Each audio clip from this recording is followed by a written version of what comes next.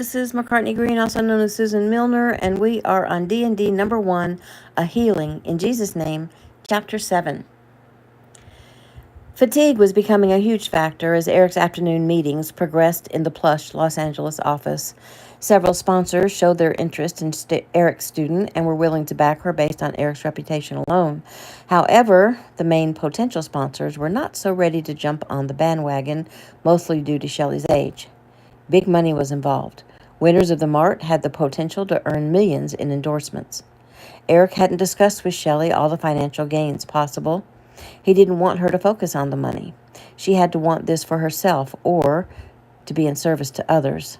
Money cannot be the focus ever, not in any goal.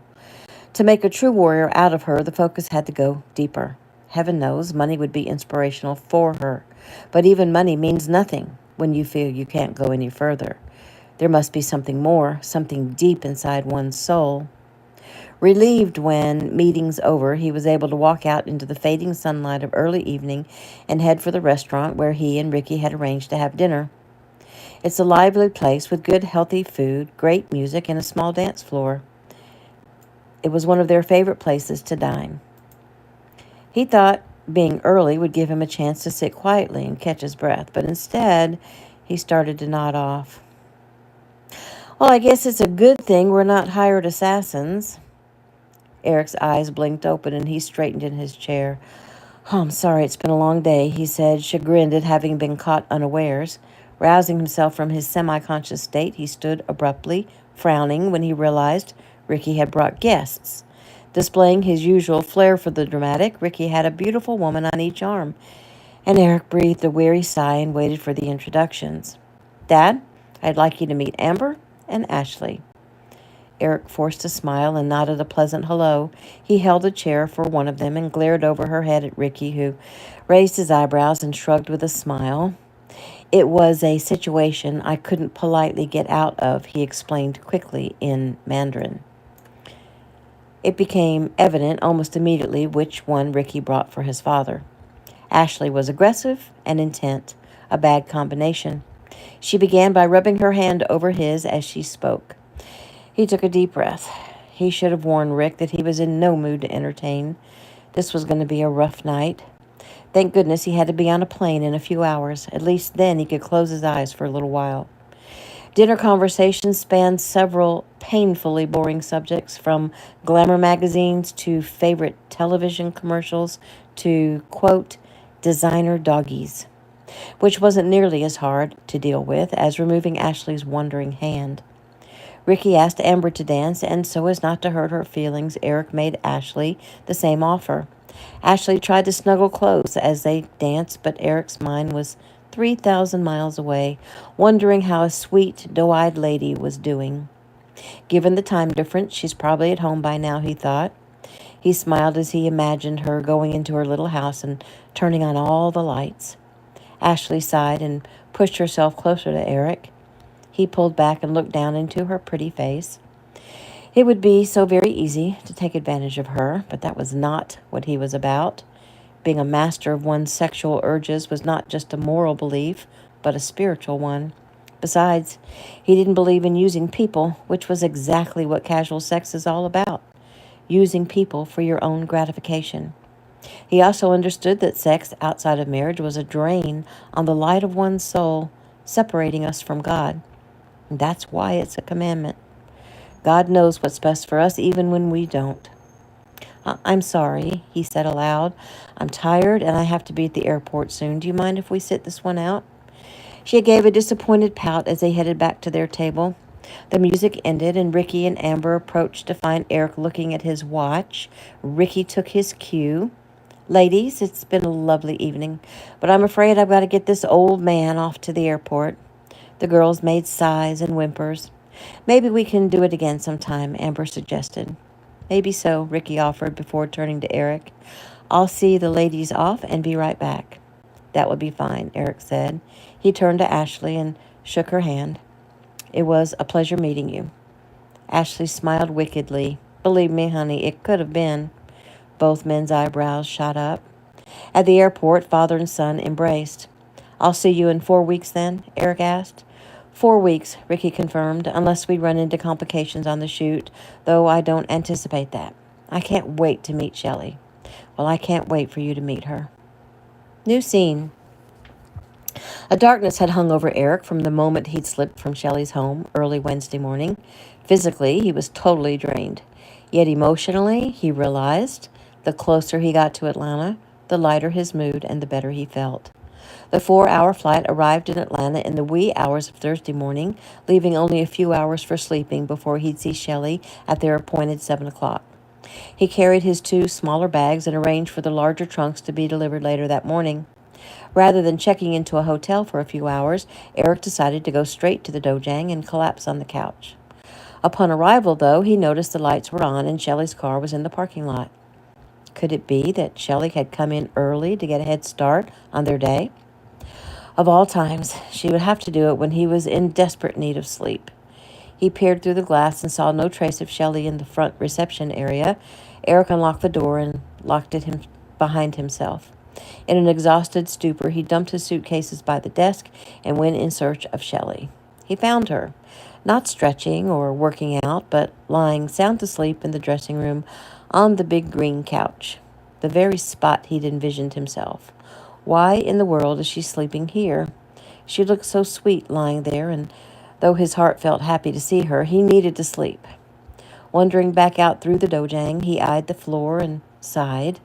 Looking over the rough, thinly carpeted floor, he vetoed it quickly. He tried out a few of the padded benches, too narrow. Rubbing his face, he made a decision. He flicked the lights off, unbuttoned his shirt, took off his watch and belt, and went back to the dressing room and sat down on the edge of the couch. "Shelley," he said as he gently shook her. "Shelley, wake up." She startled and sat up quickly. "Shh, it's just me," he soothed. "Eric?" she asked, peering through the darkness. "Yes," he whispered. "Would you mind moving over and sharing the couch?" "Huh? Oh, of course. Here," she said sleepily. She shifted positions, and he scooted in behind her, and they lay at opposite ends, their feet near each other's head. "How did it go in L.A.?" she whispered. "Shh, we'll talk later." "Did you see Ricky?" He kicked her softly in the back of the head. "Shelley, stop talking. I have to sleep." "Sorry," she answered, but this time he didn't respond. Eric slept deeply and soundly. He awoke to the sunlight streaming through the front window, making its way across the carpet and into the room they occupied. He was hot and sticky, somewhat because of the sun, but mostly due to the woman who slept next to him. Shelley had shifted positions during the few hours they'd slept. She now lay cuddled next to him, her head on his chest, her arm and leg thrown across his body. "Well now, this is nice, isn't it?" he thought. He wondered what made her change positions. Maybe she needed a pillow and had decided to use him. He certainly had no complaints about that. However, he did need to get up and get going, and so did she. He stroked her arm a few times, hoping to wake her gently, but it only caused her to move her leg across him. Drawing in a deep breath, he groaned inwardly and knew he had to get up off the couch. He touched her shoulder. "Shelley?" "Huh?" she answered, disoriented. "Let me up." She moved away slightly. He lifted his body up and over hers to the floor. Stretching as he walked, he went into the reception area and drank down a cup of cool water, then refilled the cup and poured it over the back of his neck. Rubbing his eyes, he looked up at the clock. He couldn't believe it was already 10:30. He shook his head in disgust. He'd meant to sleep only a few hours. "I have got to get my act together," he mumbled. He made a stop in the restroom, then walked briskly back to the dressing room. Shelley was sitting on the couch, her head in her hands. "Good morning," he said softly. She smiled sweetly. "Hi," he sighed. "Well, today is shot, with it being as late as it is, and I still have to get moved into my apartment." "Well, at least I can say I was here at 7. Smiling, he sat next to her. "I guess that's right. The problem is, there's so much for you to learn, and you're not going to learn it very well when I oversleep for 3 hours. I apologize for that." "Well, I overslept too," she said. "Well then, we'll have to do our push-ups together, won't we? Anyway, what I'm trying to say is, starting tomorrow, we really need to stick to our schedule. The day begins at 6, here by 7, lunch from 12 to 1, here until 5:45, then home to eat and perform your evening routines and be in bed by 9:45. Sunday is the only day off. I intend to hold us to that schedule, and I guess what I want from you is your word to do the same from now on until the end of the summer when your children come home. And then it can be revised to fit the needs of the kids. She had almost promised without blinking, but there was that feeling again, the niggling fear of losing control of her life. He wanted to teach her. He wanted her to compete in the mart, and she wanted that too, desperately. It would put her at the top of the game, yet it had to be his way. She'd have to submit. Submit. She hated that word. He held all the cards, and even though he told her how tough training would be, it was beginning to sink in. Well, he prodded, if you're having second thoughts, now's the time to speak. She decided quickly. I give you my word, she finally said. And again, I give you mine as your teacher to do whatever it takes to prepare you for the mart. That is what you want, isn't it? Oh, with all my heart. They shook hands to finalize their vows. Now, Eric said, fill me in on your day yesterday and tell me why you slept here at the dojang. Well, everything on the list is done except I have a little bit of the medical history I still need to put into the computer. I'm not very good on the computer, which is why I was still here last night. I worked all through Brian's classes and into the night, and I thought if I could just lie down for a few minutes and I'd be able to finish. Obviously, it didn't work out that way. He touched her nose and smiled. It's no problem. How did your doctor's appointment go? Fine, I'm healthy. The forms are all filled out in the file.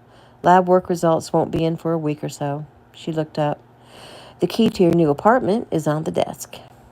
At that moment, someone knocked on the glass door, and Eric went to unlock the door. 3 trunks sat on the walk.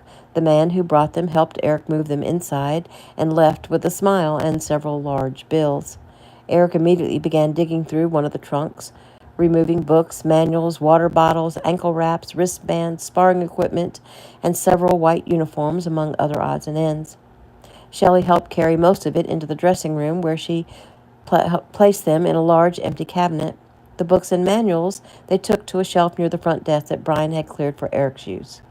The uniforms Eric handed to Shelley. Here you go. These are a start. I've ordered more. You are to wear a clean, fresh uniform every day of training out of respect for Brian's dojang, respect for me, and respect for your art. Shelley grinned. Oh, you think of everything, don't you? He only smiled in response. Okay, we'll probably have to make 2 trips to the apartment because I don't think we can fit a trunk in your car, and mine will only carry 1. So we'll load my car and you follow in yours. Oh, and I guess we'll make a stop at the smoothie place to get some breakfast. Shelley agreed and helped carry the 1 trunk out, struggling with the weight. Eric lifted it into his car with ease, which made Shelley marvel once again at how truly powerful he is. It reminded her of the day she'd run into him at the tournament. That day seemed like eons ago, yet it hadn't even been a week. After all was loaded, Shelley followed Eric to get a smoothie, and then she led the way to the apartment. She'd chosen one that had been decorated in light colors and had plenty of windows. A comfortably furnished 1-bedroom flat with a patio not very far from the dojang. The next several hours were spent unpacking and organizing, and when the last trunk was retrieved and emptied, they closed it and sat wearily on its lid. Shelley looked around at the new surroundings and smiled. Well, this is nice. I just love fresh starts. Eric agreed. New beginnings mean progress is being made, and that's a good thing.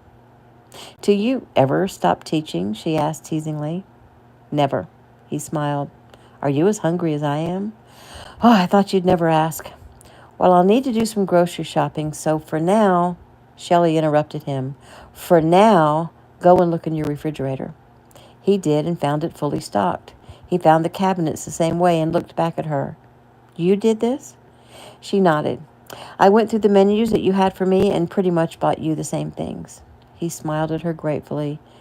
You don't know how much I appreciate not having to go shopping. She grinned. Oh, I know what you mean. I hate to shop. What? She frowned. If you're about to make some chauvinistic comment about women and shopping, I'll lose respect for you very fast. He grinned. Well, number 1, no one is perfect. Number 2, I call it like I see it, and I have never met a woman who didn't love to shop, so this is a first for me, and I guess it makes you sort of special. And number 3, I have no worries about you losing respect for me because I can easily teach it to you again. Oh, wow, how very cocky. He laughed. Yeah, I guess it was. He clapped his hands together. I'll make it up to you by cooking you dinner. How's that? Oh, that sounds great. And I'll reimburse you for the groceries. Thank you. No problem. I figure finances are tight for a single mom. She nodded. Financially, life has been a struggle. I guess you wouldn't know anything about that. Well, I have money now, but I didn't always. My father didn't give me money, but he did give me his knowledge of the martial arts. He taught me everything he knew, and when I exceeded that, he turned my instruction over to a good friend, an incredible master. The Master Wong that you mentioned, were you a good student? Yes, Master Wong, and I tried to be. Well, anyway, at least your parents gave you something. Eric pulled chicken breast from the refrigerator along with the makings of a salad. Hmm, that sounds like you think your parents didn't give you anything, but I think they did. You just don't realize it yet. What is it you think they gave me? She asked doubtfully. He looked into her eyes. Everything. Everything in your past made you into what you are today, so be grateful, even for the pain. You have a warm heart, a brilliant, intelligent mind, a strong body, and an inner strength you don't even realize you have. He was silent for a moment while she pondered that. And now, he went on, by my teaching you, I will give you something too. Like I said, my family didn't have a lot of money when I was young either. I studied hard in school to qualify for college scholarships. I also taught martial arts classes 3 and 4 times a day. I was tired, but I was doing what I loved. I taught even when I thought I'd fall over from exhaustion. My father taught me to realize or believe that I could be, do, or have anything I wanted. So it never crossed my mind that I wouldn't succeed. And Master Wong added something very important to that. What was that? He taught me that my thoughts have energy. Everything begins with thought. When God created the world, it began with his thought. He spoke the world into existence. He is God, and we are not, but we are his children, and in our own much lesser capacity, our thoughts can be manifested in the physical world. Thoughts actually are energy, and energy is matter. Interesting. I haven't thought about that kind of thing, but I am interested in learning. He smiled. You know, your mind is like a sponge. It's one of the things I really like about you, how humble you are. How is that humble? Well, only humble people have the ability to learn something new. Humility can be defined as being teachable. Arrogant people are very difficult to teach. Anyway, Master Wong made me realize that what I think about and what I accomplish are correlated. My belief in God, along with belief in myself as a child of God, and knowing I'm doing his will, it helped me to reach for my goals. Financial goals, yes, and physical goals, and most importantly, spiritual goals. I learned how to invest my money. My martial arts studio became a chain, and I've had some great success. God bless me, and I'm grateful for it. But if I hadn't taken the step of faith to believe and reach for my goals, then where would I be? With my blessings, I've been able to bless many others.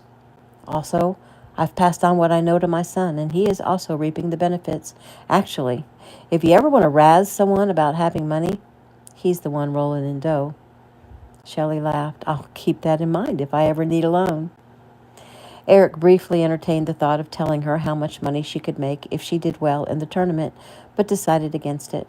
The tournament money wasn't important. Shelley's wealth and abundance would grow as he taught her to stop the negative thoughts that she had so often. She would soon realize her true power as a child of God, and that sometimes reaching for your goals brings you more than you ever could imagine, and even more, that sometimes what you think you want can change completely because you learn that true joy and security only comes with your relationship to God and not through money. Eric touched her shoulder. Really, though, whatever you need, don't be afraid to ask. Shelley nodded. They worked together in the kitchen, preparing chicken breast with brown rice and salad, and sitting down to their meal at a small kitchen table with the late afternoon sun shining through the window. There was an atmosphere of peace and contentment. They ate slowly, sharing small talk about Shelley's children and Eric's trip home, and when they finished, Shelley stood and began clearing the meal away. Eric watched her, taking pleasure in the way she moved. She wrapped leftovers and wiped off counters and put things away in the refrigerator, using her hip to close the door. The clasp holding her hair had slid down toward the end of her ponytail, and her hair was falling around her face. She hadn't bathed or dressed all day and wore no makeup, yet Eric decided he much preferred the way she looked standing there in the kitchen sunlight compared to Ashley's polished glamour at last night's dinner. He stood and went to the sink to help, rinsing the dishes while Shelley loaded them into the dishwasher. Eric felt a sudden nostalgia. Memories of doing dishes with Anne as Ricky ran around the kitchen crept into his brain. "Watch this kick, Mommy," Ricky would say. And a few years later, "You want to see my back handspring?" "Is something wrong?" Shelley asked. "You're suddenly very quiet." Am I?" "No, there's nothing wrong. I was just thinking about Ricky, remembering when he was little. I guess I am tired, though. I may be suffering from a little bit of jet lag." Shelley decided it was her turn to put Eric to bed. "Go take a shower," she commanded. "Excuse me?" "You heard me. If we're going to keep our promise, then we need to catch up on our rest and start refreshed in the morning. So go shower and get ready to retire. Now, move it, Buster." "Yes, ma'am," he said, amused. This, he thought, was one of the sides of Shelley he hadn't seen, the mother. He'd seen the little girl, the wise matron, the athlete, the student, the woman. She was so many things. He rose and went to do her bidding. When he emerged a short time later, he was wearing a white uniform bottom and drying his long hair with a towel. Yet it wasn't how Eric was dressed that was odd. It was how Shelley was dressed. Kitchen towels had been stuffed into her shirt sleeves to imitate a man's large muscles, and she held a lock of her hair across her upper lip. "Bonsoir, Eric," she imitated hoarsely. "Je m'appelle Claudette, and I will now give to vous a professional massage. Here, let me help vous." She grabbed his arm and twisted it behind his back, roughly pushed him into the bedroom and threw him on the bed. He tried to rise up, but she forced him back down again. "There, comfy?" she asked with an evil grin. Beginning with the neck, she dug her fingers into his steely muscles as she knelt across the small of his back. Moaning with pleasure, he tried to focus on the massage and not let his mind roam to anything carnal. He rose up to try to show her a particular sore spot, but she pushed him back down roughly. "Sir," she cried as if insulted, "vous do not need to tell moi how to do it. I am a professional." Eric laughed and decided he'd better lie still or she might end her ministrations. She rubbed and patted and squeezed until her fingers ached and cramped. "There, vous are fini," she said as he reached down and pinched him hard. "Ow!" He bounded up, his movement tossing her onto the bed. "See what you've done," Eric complained. "You ruined the whole effect. Now you'll have to do it again." He settled back down and waited. "Okay," she said, grinning. "If you insist." She pinched him again, even harder. "Ow! You die," he yelled as he scrambled up and grabbed her. He pinned her down and started tickling her. "No!" she screamed. "Please stop. I can't stand to be tickled," she cried through fits of laughter. She kicked and wriggled and squirmed until she finally fell off the bed. She lay on the carpet, catching her breath and waiting for the tingly heat of his touch to fade away. Eric fell silently backwards on the bed. Honestly, he wanted her. He wanted her bad. He could pull her up next to him right now. He could kiss her. He could easily seduce her. She might pretend to resist for a second or two, but he could tell it wouldn't take much. He sighed. This was hardly the way a teacher should be thinking about his student, and definitely not what he should be thinking as a man with moral integrity. What was it about her that made him think this way? This had to stop. He had to muster some self-discipline and do his job. Shelley, having composed herself, rose and stood next to him. "Now, go to sleep like a good little boy." She adjusted his pillow and covered him. And suddenly solemn, she moved close to him. "Eric?" "Yes," he said, looking into her beautiful eyes. "I have to say, I'm really not the wimp I seem to be. I just feel like I should tell you that. He smiled kindly. I don't see you as a wimp. I'm not a bit worried. She nodded. Okay. Well, good. Still, I want you to know that I'm really grateful. I do realize that you've given me the opportunity of a lifetime, and I don't take it for granted, and I won't let you down. Quickly, before she could respond, she pressed her lips to his forehead, turned out the light, and closed the door behind her. Eric heaved a long, heavy sigh. He was thinking how much he wanted her to stay and how he couldn't wait to see her again in the morning and how hard it was going to be to spend 11 hours a day with her and still keep his feelings under control. But he would do it. He'd made a promise to be her teacher, and he always kept a promise. New scene. Shelley remained true to her word, and for the next 4 weeks, she worked harder than Eric had ever seen anyone work. She was definitely improving. Her body was getting stronger. Form and technique hardly ever had to be corrected, and her punches and kicks were becoming much more accurate and powerful. Constant repetition, constant repetition was helping her body to respond instinctively. However, Eric still considered her reaction time below par and a weakness that they would focus on. Yet her demeanor was cheerful, and her intensity during training would rival that of any Chicago Bears linebacker. The 4th of July came and went, and Eric waited for Shelley to ask for the day or the evening off. And when she didn't, he knew she was truly learning self-discipline. He had to fight off a twinge of guilt for not giving her time off and celebrate the holiday with her. He concluded, though, that 1 year without fireworks wouldn't kill her and would go a long way in making his point. That day, and a large part of every day, was spent doing one thing: sparring. She was timid and afraid. Eric's job was to help her overcome that fear. It was a common phobia shared by many martial arts students. They loved to learn the forms, the techniques, the beauty of the art, but for the average person, actual contact with another body was rare. Brian had come in to spar against Shelley so that Eric could be free to stand back and observe. The best thing to conquer fear of contact was to have contact, and lots of it, so that eventually she'd get used to it. And when Eric informed her that she'd soon be participating in a tournament in Daytona, the fear had overtaken her immediately. Participating? She'd asked. In what way? Well, fighting, of course, he answered coolly. Do you think I'm ready to fight? I think you're ready to learn to fight. You need experience in a tournament situation. You need a lot of experience, and this tournament will be the first of many. But since this one is the first, we're going to treat it special. We're going down to Daytona a week early to train down there. Nodding her head, she'd come to terms with the situation and worked even harder and longer, giving every ounce of effort she could find within herself. And on the 5th Friday evening, since Shelley's life had so drastically changed, Eric called her to the desk.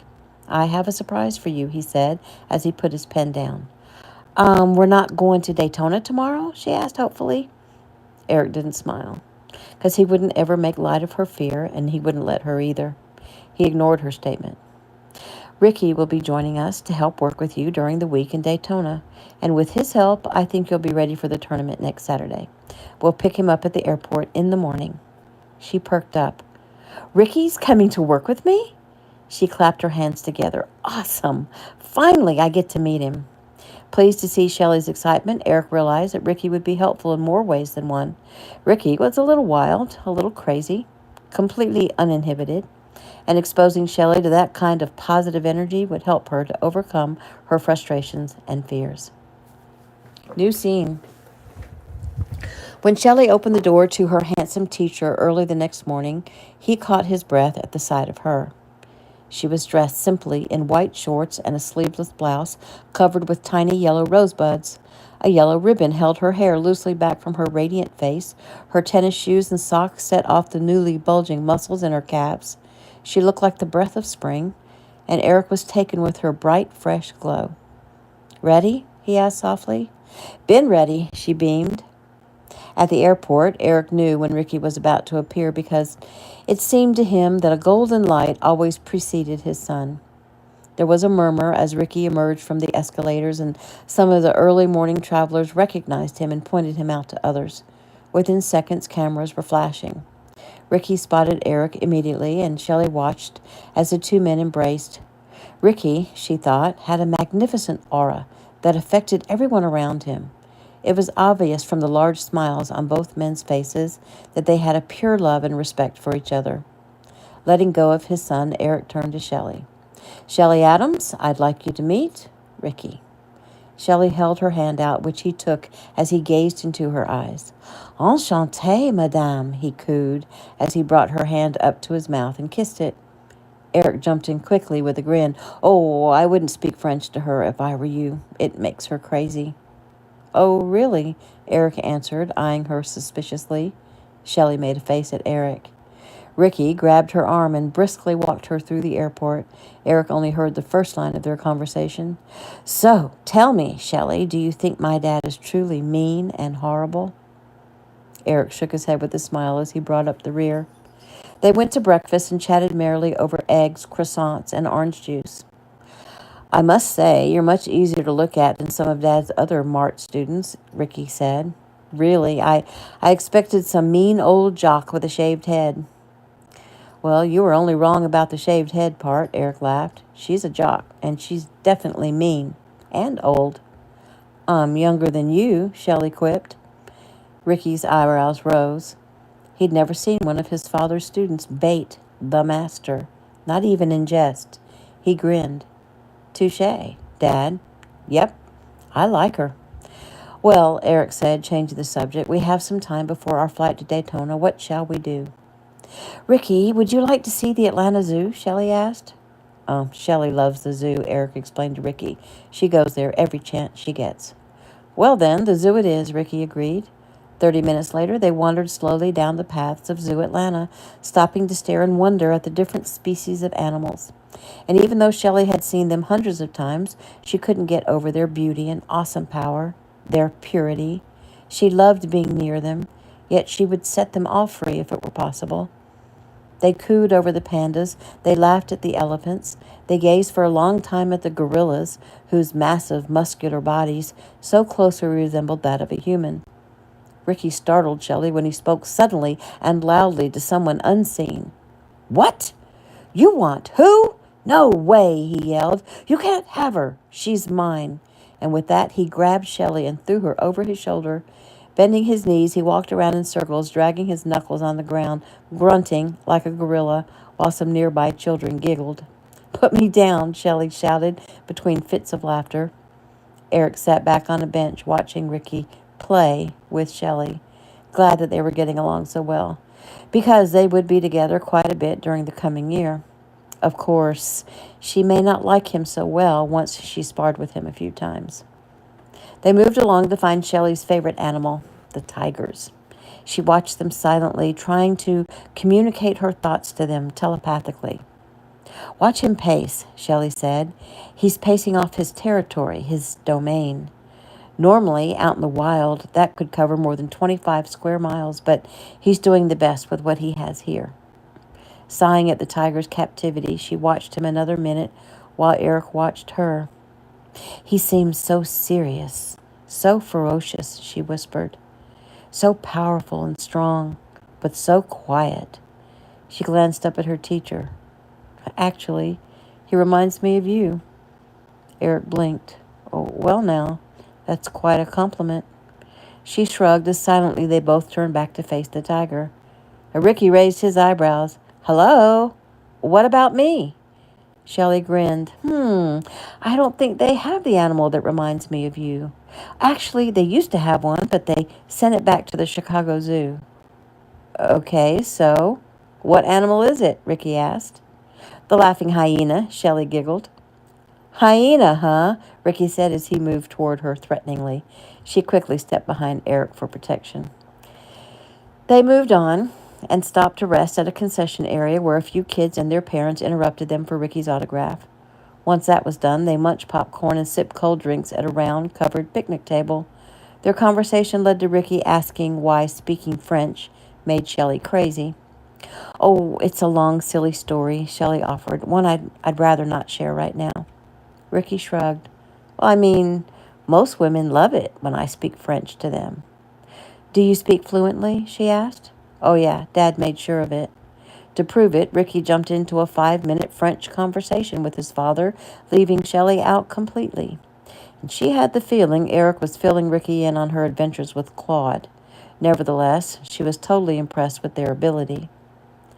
I am totally impressed that you guys speak French, Shelley said. Well, it helps to have parents and grandparents who are bilingual. My father was French. My grandfather was French, Eric answered. Dad and I have been all over the world, Ricky added. It was part of my education. So not only did we study French, but we also speak Korean, Chinese, and Japanese. Oh, and Spanish. I am so impressed. I'd love to learn another language. Eric smiled. You are learning another language, but it's a body language. Eric leaned back on the bench, yawning, and Ricky couldn't help it. It was too tempting. He kicked the bench, sending his father crashing to the ground. Ricky scrambled out of his seat. Uh-oh, he said, winking at Shelley, and he took off running. Eric was right behind him, though, and in seconds they were out of sight. Shelley stood and peered around the edge of the concession building. She was amazed at how quickly they disappeared from her view around the curve of the path. Slowly, she walked over and leaned against the split-rail fence, keeping an eye on the direction they'd vanished. They were wonderful, she thought. The love and happiness they brought to each other was almost overwhelming. The next thing Shelley knew, she was being pulled backwards, a hand covering her mouth and an arm circling her waist. And Eric caught up just in time. Wait, Ricky, let her go. The serious tone of his father's voice had him complying immediately. Ricky had merely been playing, and he had no idea that he'd blundered. Eric gripped Shelley's shoulders and peered into her face. Shelley? Her entire body trembled, and she gasped for air. What happened? I was just playing. Did I hurt her? Ricky asked, the worry evident in his voice.